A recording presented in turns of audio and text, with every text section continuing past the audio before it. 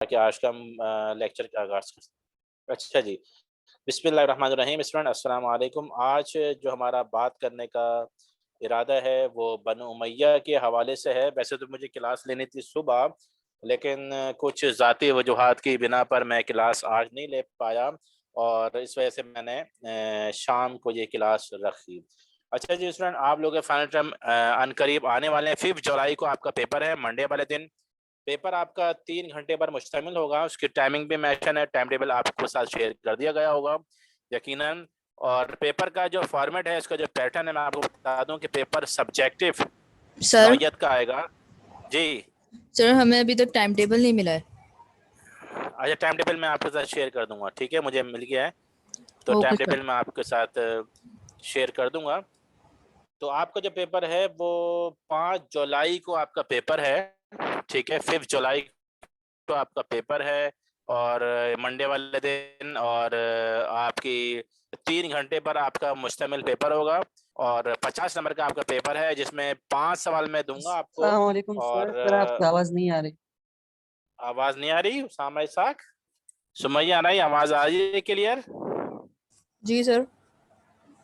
تو اسامہ اسحاق کو، اچھا نمرہ آپ کی کلاس کی ہے کیا؟ نمرہ سر بشرا، وہ بشرا ہوں گی تو یہ نمرہ کے حساب سے، اچھا یہ انہوں نے ان کی بہن کا نام تو ہوگا۔ اسامہ اسحاق آپ کو آواز آ رہی ہے کلیئر؟ جی اسامہ اسحاق، آواز آ رہی ہے آپ کو؟ اچھا جی، بہرحال آواز تو کلیئر آ رہی ہے۔ آپ یہ ریکارڈنگ ہے، چونکہ ریکارڈنگ بھی ہو رہی ہے، تو آپ اسامہ اسحاق بعد میں یہ ریکارڈنگ سن سکتے ہیں۔ تو میں عرض یہ کر رہا تھا کہ انشاءاللہ میں ٹائم ٹیبل آپ کے ساتھ شیئر کر دوں گا، اور آپ کو چونکہ پیپر سبجیکٹو نوعیت کا ہوگا، اس میں نے 5 سوال دیے ہیں، اور آپ سر کو جو آواز پڑھایا نہیں آ گیا رہی ہے۔ آپ کی سر۔ جی اسامہ اسحاق، آپ کے کوئی پرابلم ہے انٹرنیٹ کا؟ آپ کو کوئی پرابلم ہے؟ باقی اور اسٹوڈنٹ کا آواز کلیئر آ رہی ہے؟ آپ کو کوئی انٹرنیٹ کا پرابلم ہے؟ آواز اور اسٹوڈنٹ کو صحیح آ رہی ہے؟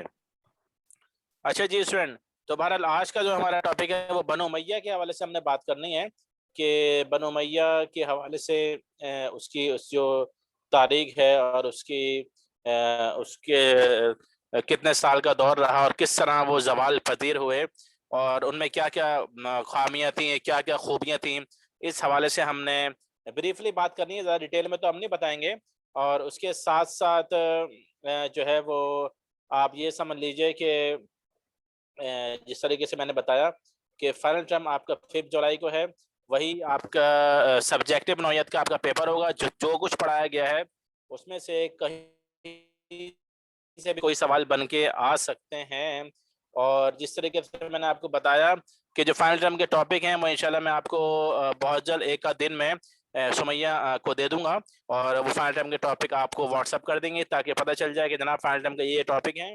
کچھ ٹاپک میں اسکپ کر دوں گا، اور کچھ ٹاپک وہ رہیں گے، تو ان ٹاپک کی آپ نے تیاری کرنی ہے۔ ان تمام ٹاپک میں سے کہیں سے بھی کوئی بھی سوالات بن کے آ سکتا ہے، تو اس وجہ سے آپ نے پیپر کی تیاری جو ہے وہ ابھی سے ہی کرنی ہے۔ ابھی میں آپ کو بتا دوں کہ جو ہم پڑھا چکے ہیں اس میں آپ یہ سمجھ لیجئے کہ اسلام سے بیفور اسلام سے پہلے جو عربوں کی مذہبی حالت تھی، وہ آپ کو پتہ ہے، میں نے پڑھایا تھا کہ مختلف مذاہب تھے اسلام سے پہلے عربوں کی، ٹھیک ہے؟ یہودیت بھی تھی، عیسائیت بھی تھی، اور جو ہے بہت سارے مذاہب ان میں تھے، ٹھیک ہے؟ مختلف ان میں اسٹیپ تھے۔ اس کے ساتھ ساتھ پھر ہم نے آپ کو بتایا تھا کہ عربوں کی جو خوبیاں ہیں، کیا کیا خوبیاں تھیں، اس پہ ہم نے بات کی تھی۔ اسی طریقے سے ان میں جو انلیگل ایکٹیویٹیز تھی، جو خامیاں تھیں، وہ کیا کیا تھیں، اس حوالے سے بھی ہم نے بات کی تھی۔ اور اسی کے ساتھ ساتھ پھر آئیے اسلام کی دعوت کے حوالے سے جو مکی زندگی کا پیریڈ تھا، مکی زندگی جو 13 سال پر مشتمل تھی، وہ تقریباً 3 مراحل پہ تھی، 3 اسٹیپ پہ تھی۔ وہ 3 مراحل کون کون سے تھے، اور اس طریقے سے مکی زندگی کے حوالے سے ہم نے ڈیٹیل میں بات کی تھی، لیکن مدنی زندگی کے حوالے سے ہم نے اتنی کچھ بات نہیں کی تھی۔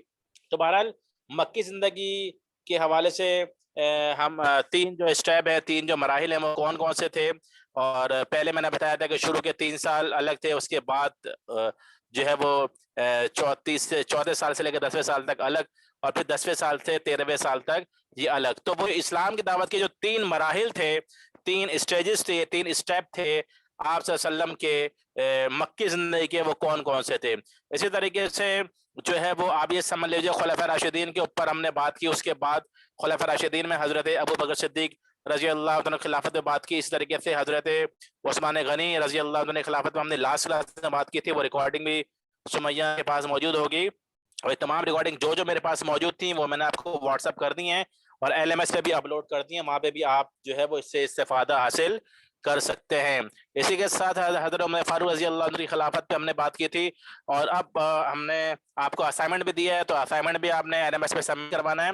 और आज का जो हमारा टॉपिक है वो बनो उमैया के हवाले से है। तो इंशाल्लाह तकरीबन हमारे ज़्यादा टॉपिक तो वाइंड अप हो चुके हैं, तो इंशाल्लाह बनो उमैया पे मैं बात करके कोशिश करूंगा कि एक आध टॉपिक पे और बात कर लूं बनो अब्बास वगैरह पे, अगर हुआ तो। नहीं तो इंशाल्लाह एक लास्ट क्लास में हमारा रिवीजन हो जाएगा ताकि पता चल जाए कि हमारे ये टॉपिक कवर हो चुके हैं। और इन टॉपिक में एक आध दिन में मैं आपको बता भी दूंगा कि ये फाइनल टर्म के टॉपिक हैं, इसकी आप तैयारी कर लीजिए और इन टॉपिक में से कहीं से भी कोई भी सवाल बन के आ सकता है।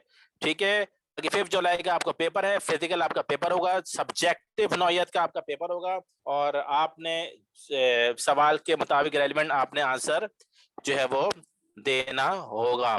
तो बहरहाल मैं मौजूद होऊंगा पेपर के वक्त। वैसे तो आप जो है वो कोई अगर कंफ्यूजन हो, कोई परेशानी हो पेपर के मुतालिक, सवाल के मुतालिक, सवाल को समझाना नहीं है लेकिन सवाल के मुतालिक कुछ हो तो मैं उसको कर सकता हूँ, लेकिन ये कि आपने इसकी तैयारी सही तरीके से करनी है। तो बनु उमैया के हवाले से आज हम बात करेंगे और बनु उमैया का जो अहद था उस पर उनका जो अहद तकरीबन अब ये समझ लीजिए कि वो 14 हिजरी में हजरत अमीर मुआविया का आपने नाम सुना होगा, बहुत मशहूर सहाबी हैं अमीर मुआविया रजी अल्लाह तआला अन्हु। और अमीर मुआविया ये वो सहाबी हैं कि जो आप ये समझ लीजिए कि कातिब वही थे। कातिब वही कहते हैं जो वही को लिखने वाले थे। आप सल्लल्लाहु अलैहि वसल्लम के चंद सहाबा थे जो जब अल्लाह के रसूल पे वही आती थी ना, रेवलेशन आती थी, तो वो लिख लिया करते थे। तो उन चंद सहाबा में एक हजरत अमीर मुआविया रजी अल्लाह तआला अन्हु भी हैं कि जो कातिब वही थे, जो वही को लिखने वाले थे, तो इनको ये एजाज हासिल है। तो दौरे बनु उमैया जो है वो तकरीबन 14 हिजरी में शुरू हुआ हजरत अमीर मुआविया की हुक्मरानी से और तकरीबन 90 साल के बाद 90 साल तक ये दौर रहा। ठीक है, 90 साल के बाद तकरीबन 132 हिजरी में आप ये समझ लीजिए कि इस दौर का इख्तिताम हुआ। ठीक है, यानी कि 14 हिजरी में 14 हिजरी में हजरत अमीर मुआविया रजी अल्लाह अन्हु की हुक्मरानी से ये दौर शुरू हुआ था, दौरे बनु उमैया। और तकरीबन 90 साल का ये हुक्मरानी का दौर रहा और इस 90 साल में बेशुमार हुक्मरान आए, बहुत अच्छे हुक्मरान भी आए और बहुत अय्याश किस्म के हुक्मरान भी आए कि जिनकी वजह से बनु उमैया जो है वो बर्बाद हुए। ठीक है, तो उसकी मैं डिटेल आपको ब्रीफली बताना चाहता हूँ कि 90 साल के बाद तकरीबन 132 हिजरी में ये इसका दौर, इनका दौर, बनु उमैया का दौर जो है वो इख्तिताम पजीर हुआ। और इनके जो ज़वाल के कई असबाब थे जो कि मैं आपको बताना चाहता हूँ कि इनका जो फॉलिंग पीरियड है, इनके जो ज़वाल है, इनकी जो तबाही और बर्बादी है, वो किस तरह उसका आगाज हुआ। देखें, यही बनु उमैया थे कि जिनमें हजरत उमर बिन अब्दुल अजीज का आपने नाम सुना होगा। हजरत उमर बिन अब्दुल अजीज रहमतुल्लाह अलैहि के बारे में आता है कि उनका दौर एक दौर समझा जाता है। ठीक है, एक बेहतरीन दौर जो है उनका जो है वो समझा जाता है।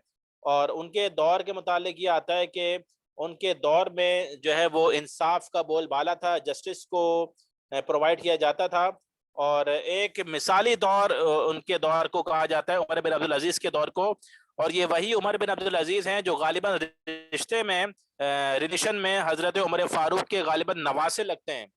ठीक है, तो हजरत उमर बिन अब्दुल अजीज अलग हैं, हजरत उमर फारूक बिल्कुल अलग हैं। उमर फारूक तो दूसरे खलीफा हैं, जबकि उमर बिन अब्दुल अजीज जो हैं वो हजरत उमर फारूक के समझ लीजिए कि नवासे लगे या और भी इनका दूर का रिश्ता था।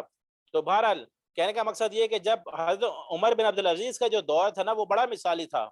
उमर बिन अब्दुल अजीज का दौर कहते हैं कि वो बड़ा ही उसमें जस्टिस पर इम्प्लीमेंटेशन थी। ठीक है, और आप ये समझ लीजिए कि जब तक हजरत अमीर मुआविया जिन्होंने बनु उमैया के دور کا آغاز کیا جب تک یہ رہے، اور اس کے ساتھ ساتھ عبد الملک ایک بادشاہ گزرے وہ رہے، ولید رہے، حشام رہے، اور عمر بن عبدالعزیز جیسے جو ہے وہ مدبر اور صاحب لیاقت جب تک یہ حکمراں جو ہے وہ رہے ان کے درمیان، تو امیہ بنو امیہ کا دور جو ہے وہ ترقی کے ساتھ ساتھ خوشحالی کا دور جو ہے وہ اس کو کہا جاتا ہے۔ لیکن چوں ہی آخری حکمراں حضرت عمر بن عبدالعزیز کا دور ختم ہوا، تو آپ یہ سمجھ لیجئے کہ بنو امیہ کا جو دور تھا نا، اس میں پھر عیاشیاں اور دیگر چیزیں کی طرف وہ جھکنے لگے، یعنی کہ مسلمان وہ بھی عمر بن عبدالعزیز کے بعد جو بھی حکمراں تھے وہ مسلمان تھے، لیکن وہ اپنے مقصد سے ہٹ چکے تھے، وہ اپنے جو ان کا مقصد تھا اس سے ہٹ چکے تھے، اور وہ دیگر جو انلیگل ایکٹیویٹیز تھے اس میں وہ پڑ چکے تھے، اور جس کی وجہ سے وہ آپ یہ سمجھ لیجئے کہ بربادی ان کے جو ہے وہ ان کے قدموں میں آئی، اور آپ یہ سمجھ لیجئے کہ ان کا زوال کا باعث بنی۔ ٹھیک ہے، تو یہاں پہ ایک بات میں نے آپ کو کلیئر کر دی کہ جب بنو امیہ کا دور جو ہے وہ حضرت امیر معاویہ رضی اللہ عنہ سے شروع ہوتا ہے، اور یہ دور تقریباً آپ یہ سمجھ لیجئے کہ 14 ہجری میں یہ دور شروع ہوا، اور تقریباً یہ دور 90 سال تک چلا، اور یہ 90 سال کی حکمرانی کے بعد تقریباً 132 ہجری میں جو ہے وہ اختتام پذیر ہوا۔ ٹھیک ہے، اور میں نے آپ کو بتایا کہ بنو امیہ کے دور میں جب تک امیر معاویہ، عبد الملک، ولید، اس طرح حشام اور حضرت عمر بن عبدالعزیز جب تک یہ حکمراں رہے، جب تک بنو امیہ کا دور ترقی کرتا رہا، خوشحالی ان میں ہوتی رہی، لیکن جو ہی ان کے جو آخری حکمراں تھے حضرت عمر بن عبدالعزیز کا دور ختم ہوا، تو پھر بنو امیہ کے دور کی بربادی شروع ہو گئی۔ کیوں؟ کیونکہ اس کے بعد جو آیا وہ عیاشی میں لگ گیا، اور یہ مسلمان ہی تھے، ٹھیک ہے، اور وہ اپنے مقصد سے ہٹ گئے، اور انہوں نے ذاتی خواہشات کو زیادہ ترجیح دینا شروع کر دی، اور جو پبلک کا مفاد تھا، جو عوام کا مفاد تھا، اسے انہوں نے پس پش ڈال دیا، اور عوام کی ان کی کوئی فکر نہیں تھی، بلکہ وہ اپنی ذاتی جو ہے وہ مفادات کو زیادہ پریفر کرتے تھے، زیادہ ترجیح دیتے تھے، جس کی وجہ سے جو ہے وہ ان کی تباہی اور بربادی کے دور کا آغاز شروع ہو گیا۔ اچھا، ایک سب سے بڑی وجہ جو تھی وہ یہ تھی کہ بنو امیہ کے خاتمے کی جو سب سے بڑی وجہ وہ یہ تھی کہ وہاں پہ شخصی بادشاہت تھی وہاں، ٹھیک ہے، اور ایسی بادشاہت تھی کہ جو آپ یہ سمجھ لیجئے کہ جو بس یہ کہہ لیں کہ جو اپنے آپ کو صحیح سمجھتے تھے، ٹھیک ہے، اور لیکن دیکھیں بادشاہت جو ہے اگر صحیح طریقے سے کی جائے تو اسلام میں یہ منع نہیں ہے، لیکن اگر جب اپنے مقصد سے ہٹ جائے، ٹھیک ہے، تو ظاہر بات ہے پھر وہی بادشاہت جو ہے وہ عذاب بن جاتی ہے۔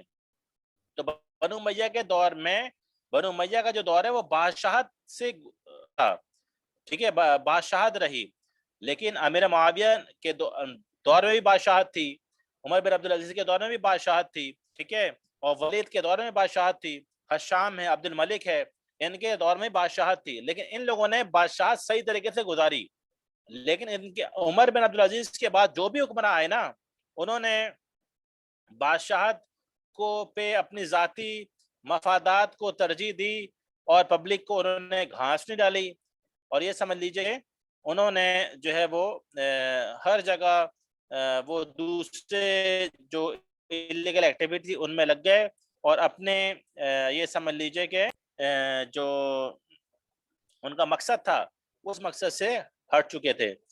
اسی طریقے سے میں نے آپ کو یہ بتایا کہ جب تک حضرت امیر معاویہ اور اسی کے ساتھ ساتھ ولید، حشام، عبد الملک اور عمر بن عبدالعزیز جیسے حکمراں لوگ موجود تھے، جب تک بنو امیہ کا دور ترقی کرتا رہا۔ کیوں؟ کیونکہ یہ انصاف پسند لوگ تھے، یہ اچھے لوگ تھے، ان کا دور بادشاہت کا تو ہے، لیکن میں بتا چکا ہوں کہ ان کا دور زبردست قسم کا دور ہے۔ ان کے دور میں بنو امیہ کو خوب ترقی حاصل ہوئی، مسلمان اسلام خوب پھیلا، ٹھیک ہے، یہاں تک کہ آپ یہ سمجھ لیجئے کہ اسپین، افریقہ اور سندھ اور عراق اور شام اور یہ بحر روم کے جزائر، ان پر پورا قبضہ تھا ان کا، ٹھیک ہے، تو کہنے کا مقصد یہ، لیکن جب یہ آہستہ آہستہ عیاشیوں میں اور انلیگل ایکٹیویٹی میں پڑ گئے تو اس کے بعد جو ہے ان کا مقصد ہی الگ ہو گیا. تو پھر ظاہر بات ہے اللہ کی طرف سے ایک آپ عذاب ہی کہہ سکتے ہیں اس کو، اس کی وجہ سے ان کا دور 90 سال کے بعد ختم ہوا. حضرت عمر بن عبدالعزیز وہ آخری حکمراں تھے کہ جب تک ان کا دور رہا یہ لوگ بالکل صحیح رہے، اور اس کے بعد جو حکمراں آیا وہ عیاشیوں میں لگ گئے، وہ انلیگل ایکٹیویٹیز میں لگ گئے، وہ جو اصل مقصد تھا اس سے پھر گئے، اس سے ہٹ گئے. ٹھیک ہے، جس کی وجہ سے تباہی ان کے قدموں کی طرف آ گئی. تو ان کا دور تقریباً 90 سال کا تھا. اسی طریقے سے آپ یہ سمجھ لیجئے کہ بنو امیہ کے زوال اور بربادی کی ایک وجہ یہ تھی کہ اس کے بعد جو ہے نا عمر بن عبدالعزیز کے بعد یہ سمجھ لیجئے کہ اس وقت جو بھی لوگ تھے جس طرح گورنر وغیرہ جو بھی تھے وہ اپنے پبلک پر بہت ظلم و ستم کرتے تھے. حجاج بن یوسف آپ نے سنا ہوگا، حجاج بن یوسف کا نام سنا ہوگا، جو بنو امیہ کا ہی حکمراں تھا. اس کے بعد اس کے متعلق یہ بات بڑی وثوق سے کہی جاتی ہے کہ اس نے اپنے حکومتی دور میں تقریباً 1,20,000 سے زائد لوگوں کو، بے گناہ لوگوں کے سر قلم کروائے تھے. ٹھیک ہے، یہ بنو امیہ کا ہی حکمراں تھا جس کا نام حجاج ابن یوسف تھا. ٹھیک ہے، تو عمر بن عبدالعزیز کے بعد جو بھی حکمراں آئے وہ بربادی ہی لے کے آئے، کیونکہ انہوں نے اپنے ذاتی مفاد کو زیادہ ترجیح دی اور عوام کو گھاس نہیں ڈالی، کیونکہ وہ اپنے مقصد سے ہٹ چکے تھے. تو میں نے بتایا کہ ان کے بربادی اور تباہی کی ایک وجہ یہ تھی ان کا ظلم، کیونکہ حضرت علی رضی اللہ عنہ کو ارشاد ہے کہ کفر والی حکومت تو چل سکتی ہے لیکن ظلم والی حکومت نہیں چل سکتی. اگر کافروں کی حکومت ہے تو وہ تو حکومت چل سکتی ہے، لیکن ظالموں کی حکومت جو ہے وہ نہیں چل سکتی. تو ایسے ظالم جو ہے حجاج ابن یوسف تھا، جو بنو امیہ میں ایک حکمراں تھا جو عمر عبدالعزیز کے دور کے کافی بعد آیا. اور حجاج ابن یوسف کے بارے میں یہ کہا جاتا ہے کہ اس نے اپنے دور اقتدار میں 1,20,000 سے زائد ان لوگوں کو جو بیچارے بے گناہ تھے ان کو قتل کروایا، اور جن میں چند صحابہ بھی موجود تھے. تو ظاہری بات ہے جب اتنا ظلم اور بربریت ہوگی تو کس طریقے سے بنو امیہ کو بربادی نہ آتی. اس کے ساتھ ساتھ میں آپ کو بتاؤں کہ ان میں جو ہے نا وہ غیر اسلامی روایات کا بڑا رواج ہو گیا تھا. جتنے بھی غیر اسلامی روایات ہیں جو اسلام کے خلاف ہیں، اسلام کے اگینسٹ ہیں، ان کا ان میں بڑا رواج عام ہو چکا تھا.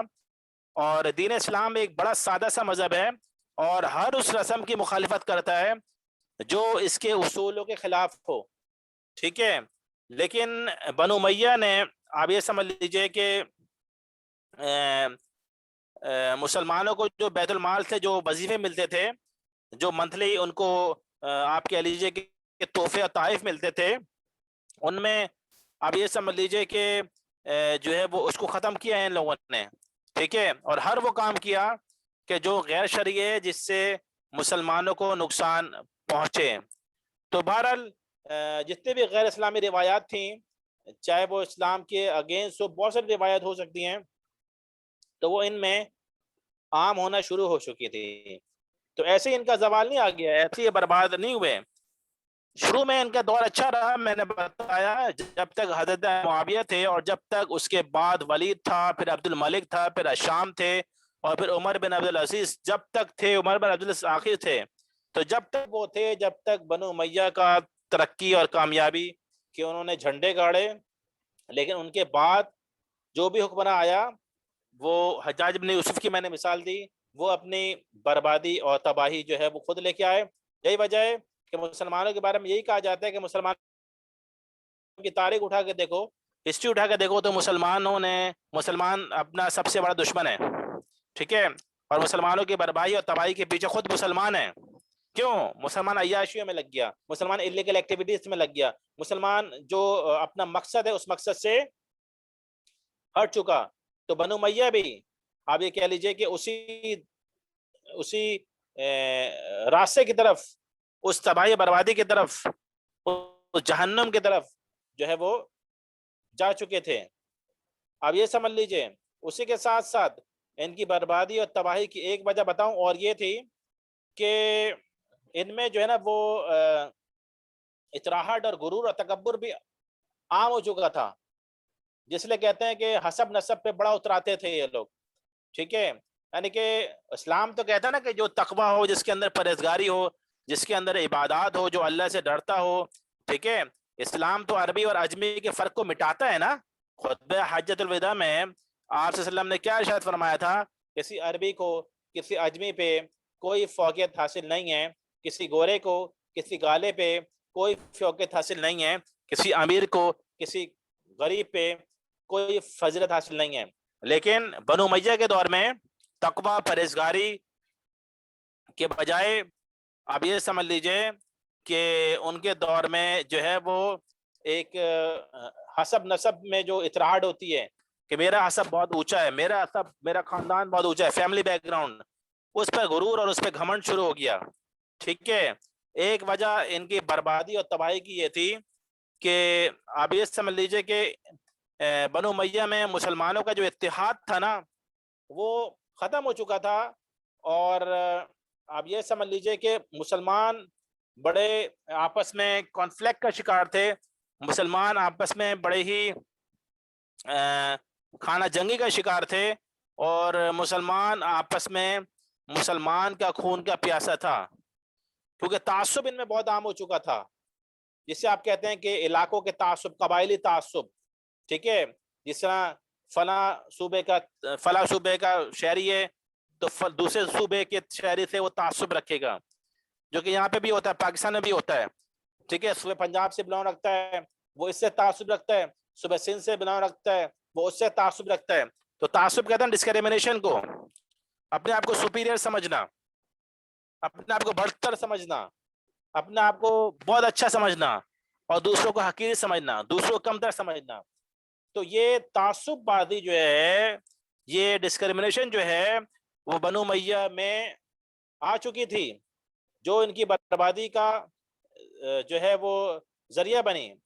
ویسے تو ان کی بربادی کے بہت سارے ذریعے تھے، لیکن میں نے آپ کو بتایا کہ ان کے جو مین ان کے بربادی کے ذریعے ہیں، وہ تو پہلے تو میں نے آپ کو یہ بتایا کہ آپ جناب یہ سمجھ لیجئے کہ وہاں پہ جو خلفاء کی نااہلی تھی وہ سب سے بڑھ کے تھی. یعنی کہ جب تک حضرت امیر معاویہ، عبد الملک، ولید، حشام، عمر بن عبدالعزیز جب تک تھے، جب تک بنو امیہ کا دور صحیح چلتا رہا. لیکن جیسے عمر بن عبدالعزیز کا دور ختم ہوا، ان کے دور کو مثالی دور کہا جاتا ہے، انصاف سے بھرپور دور کہا جاتا ہے. لیکن عمر بن عبدالعزیز کے بعد کا جو دور ہے، اس کے بعد جتنے بھی حکمراں آئے وہ نااہل آئے. ٹھیک ہے. ان میں وہ قابلیت، ان میں وہ ایبلٹیز نہیں تھیں.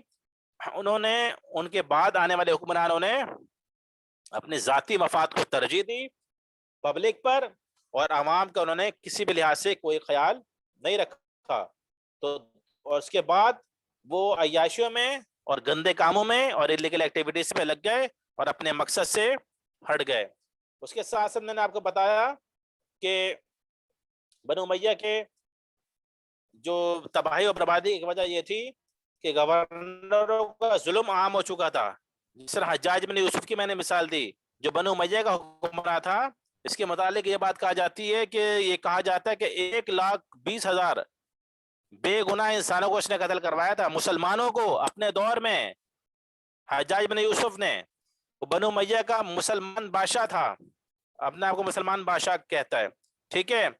تو بہرحال یہ اس کے ساتھ ساتھ بنو امیہ کے جو بربادی ایک وجہ یہ تھی کہ وہاں پہ جتنے بھی غیر اسلامی روایات تھیں، ٹھیک ہے، جو ایسی روایات کہ جو غیر اسلامی تھیں اور جو اسلام کے اگینسٹ تھیں، جو اسلام کے اگینسٹ تھیں، وہاں جو ہے وہ ان میں بنو امیہ میں یہ غیر اسلامی روایات جو ہے وہ شروع ہو چکی تھیں.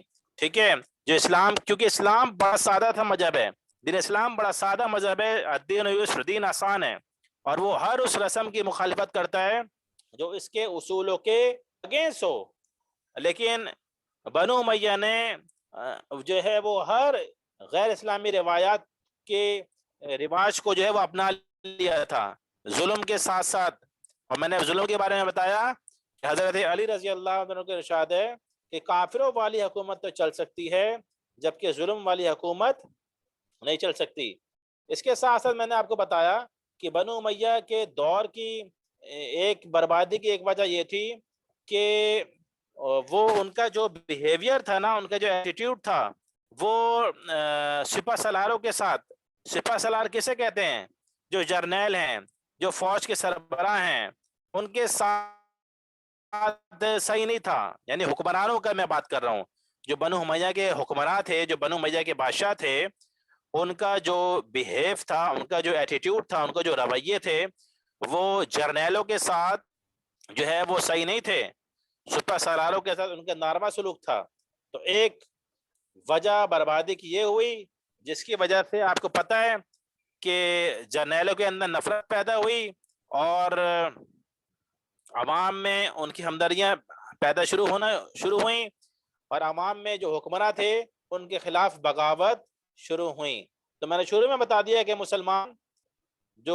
مسلمانوں نے ہی اپنی تباہی و بربادی کے سامان کھڑے کیے ہیں. اس کے ساتھ ساتھ بنو امیہ کا جو 90 سال کا دور تھا، میں نے بتایا کہ عمر بن عبدالعزیز رہے جب تک یہ بنو امیہ کا دور صحیح رہا.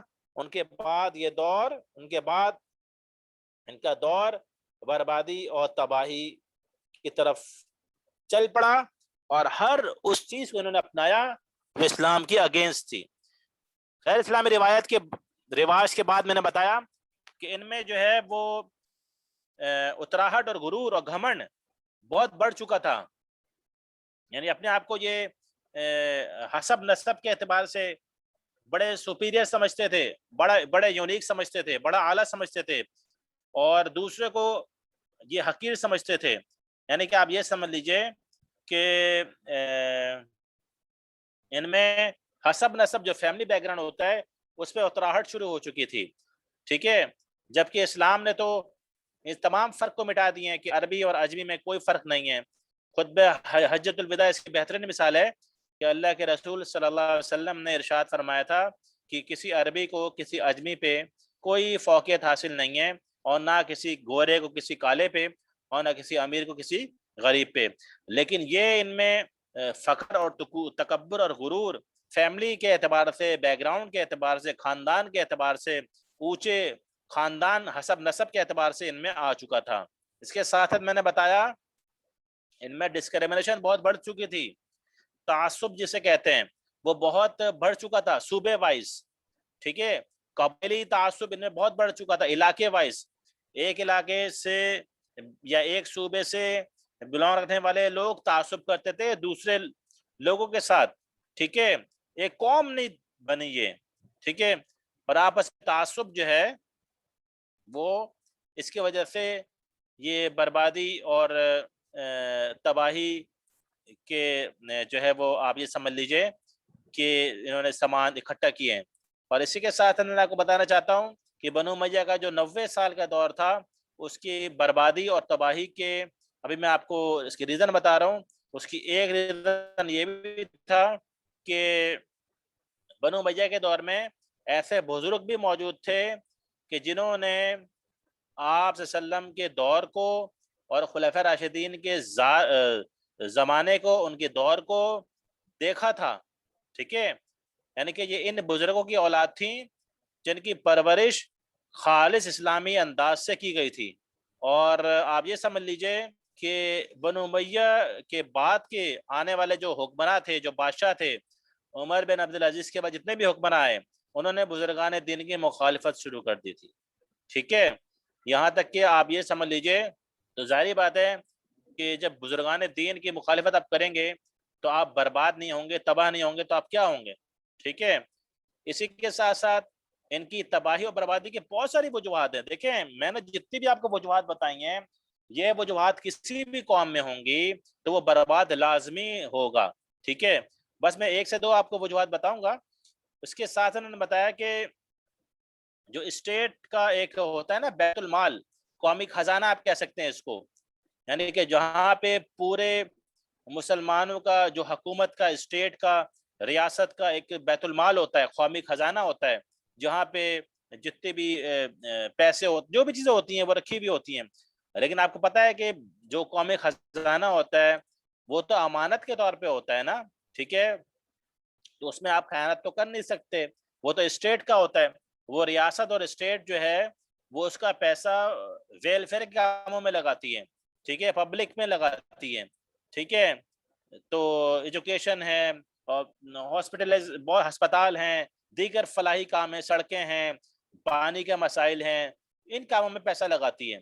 تو بیت المال جو جسے آپ قومی خزانہ کہہ سکتے ہیں، وہاں پہ آپ یہ کہہ لیں کہ بد نظمی شروع ہو چکی تھی، یعنی کہ وہاں پہ جو ہے نا، آپ یہ سمجھ لیجئے کہ انہوں نے وہاں کے پیسوں کو اپنی ذاتی ضرورتوں میں استعمال کرنا شروع کر دیا تھا، بجائے پبلک میں لگانے کے بجائے، عوام کی فلاح و بہبود کے بجائے انہوں نے اپنی زیادہ فکر کرنا شروع کر دی تھی۔ تو بہرحال یہ چند ریزن میں نے آپ کو بتائے ہیں کہ جس کی وجہ سے جو ہے وہ بنو امیہ برباد ہوئے، بنو امیہ کے دور کو تباہ برباد ہوئے، اور اب یہ سمجھ لیجئے کہ بنو امیہ کا دور 14 ہجری میں شروع ہوا تھا اور تقریباً 90 سال تک یہ دور رہا، اور 132 ہجری میں یہ دور ختم ہوا، اور بنو امیہ کے دور میں اس کا آغاز حضرت امیر معاویہ سے ہوا تھا۔ دیکھیں حضرت امیر معاویہ ایک بہت بڑی شخصیت ہیں، میں نے بتایا وہ کاتب وحی ہیں، کاتب وحی اسے کہتے ہیں کہ جو وحی لکھنے والے تھے، چونکہ آپ صلی اللہ علیہ وسلم کے دور میں چند صحابہ تھے کہ جو وحی کو لکھتے تھے، جب اللہ کے رسول پہ وحی آتی تھی تو اس وقت کو لکھا جاتا تھا، تو ان میں حضرت امیر معاویہ بھی تھے۔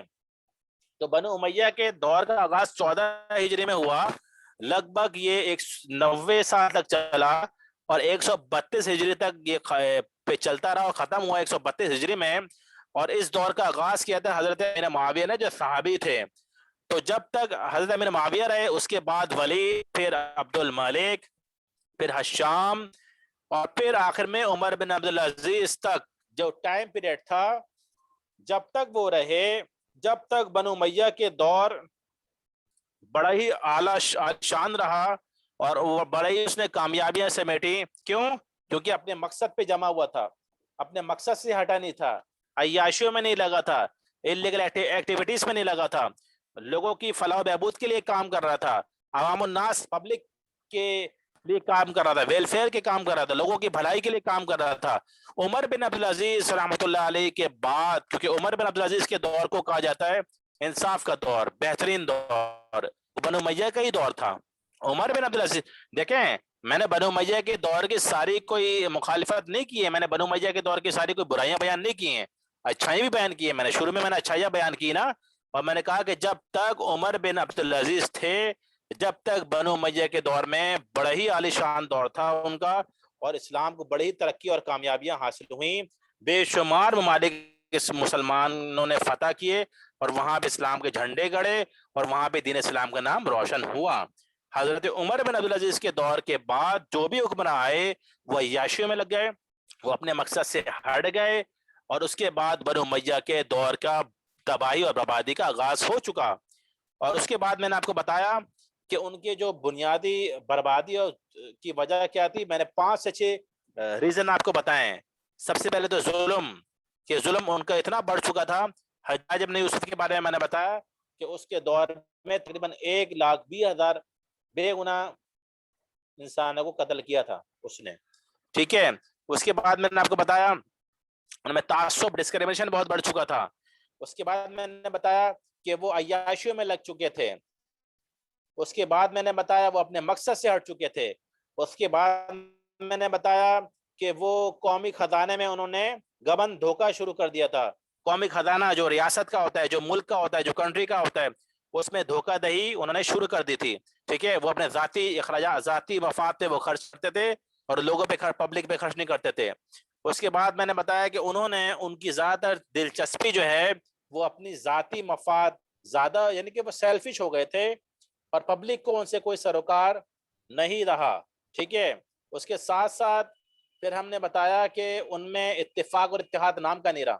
پھر بنو امیہ میں نے آپ کو بتایا کہ جو اس کے وقت کے جو بھی سپر سالار تھے، جسے آپ آج کے لفظوں میں جرنیل کہہ سکتے ہیں، ان میں اور اس وقت کے جو حکمراں تھے، حکمراں میں اور سپہ سالاروں میں، جرنیلوں میں جو ہے وہ آپ یہ سمجھ لیجئے کہ سپہ سالاروں حکمرانوں کا جو سلوک تھا، جو رویہ تھا، جو بیہیویئر تھا جرنیلوں کے ساتھ، وہ صحیح نہیں تھا، ٹھیک ہے، اور وہ ان کی آپ کہہ لیں کہ انسلٹ کرتے تھے، بے عزتی کرتے تھے. یہی وجہ ہے کہ حکمرانوں کی نفرت عوام کے دلوں میں پیدا ہونا شروع ہوئی، اور جرنیلوں کی محبت عوام کے دلوں میں پیدا ہونا شروع ہوئی. تو بنو امیہ کی بربادی کی ایک وجہ یہ بھی تھی. تو بہت ساری وجوہات تھیں، لیکن میں نے آپ کو 5 سے 6 اسباب، بنیادی اسباب بتائیں اور بنیادی وجوہات بتائی ہیں کہ بنو امیہ کس طرح برباد ہوئے. 90 سال کا ان کا دور تھا، اور شروع کا ان کا دور بڑا عالی شان تھا. اس میں بے شمار فتوحات ہوئیں، اس میں بے شمار مسلمانوں نے کامیابیاں سمیٹیں، اور جب تک حضرت عمر بن عبدالعزیز کا دور تھا، جب تک ان کا دور بڑا ہی کامیاب اور عالی شان رہا. ان کے بعد جو ہے جتنے بھی حکمراں آئے تو وہ جو آپ یہ سمجھ لیجئے کہ وہ اپنے مقصد سے ہٹ چکے تھے، اور تباہی اور بربادی کی بیسک وجوہات جو ہے وہ بنو امیہ کی میں نے اس حوالے سے بتائی ہیں. تو انشاءاللہ اگلی کلاس میں ہم کوشش کریں گے کسی اور ٹاپک پہ بات کریں، یا تو بنو عباس پہ یا کسی اور ٹاپک پہ. اور ہماری آپ کی 27 تاریخ سے غالباً پیپر شروع ہیں، تو 27 تاریخ سے پہلے ہماری جو بھی لاسٹ کلاس ہوگی انشاءاللہ اس لاسٹ کلاس میں ٹائم کے جتنے بھی ٹاپک ہیں اس پہ ہم ریویژن کریں گے، آپ سے فیڈ بیک لیں گے. تمام اسٹوڈنٹ تیاری کر کے آئیے گا تاکہ آپ کا فیڈ بیک لیا جائے اور آپ سے